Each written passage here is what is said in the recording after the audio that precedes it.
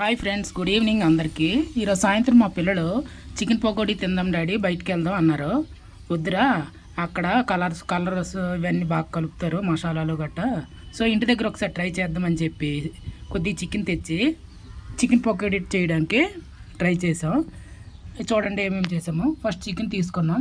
ఆ చికెన్లో కొద్దిగా అల్లం వెల్లుల్లి పేస్ట్ లైట్గా, ఎక్కువ కాకుండా, పసుపు, అలాగే మసాలాలు ఎక్కువ వేయకుండా ఇంట్లో వాడుకునే మసాలా వేసాం.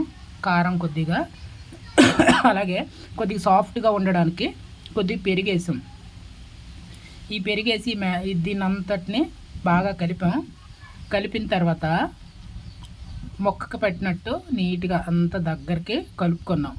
కలిపిన తర్వాత దీన్ని ఏం చేసామంటే కొద్దిసేపు మ్యారినేట్ అవ్వడానికి అలాగా ఇంకా దీంట్లోనే దాని జస్ట్ లైట్గా దాని మీద లేయర్ రావడానికి కార్న్ పౌడర్ వేసాం.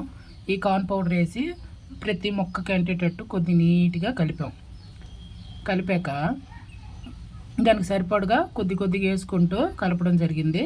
దాంట్లో మనకి టేస్ట్కి తగ్గ సాల్ట్, మనకి ఎంత అయితే సాల్ట్ సరిపోద్దో సాల్ట్ వేసి దగ్గరగా కలిపిన తర్వాత ఇదంతా ఒక మ్యారినేట్ చేసి ఒక దగ్గర కొద్దిసేపు ఉంచిన తర్వాత ఒక కళాయిలో ఆయిల్ తీసుకొని ఆయిల్ బాగా వేడయ్యేటట్టు కొద్ది వెయిట్ చేసిన తర్వాత దాంట్లో ఒక్కొక్క మొక్క తీసి వేయడం జరిగింది.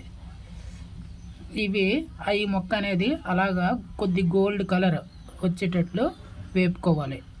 హై ఫ్లేమ్లో కాకుండా కొద్దిగా ఫ్లేమ్ తగ్గించి గోల్డ్ కలర్ వచ్చేటట్టు బాగా వేపుకుంటే మొక్క అనేది బాగా ఉడుకుతుంది.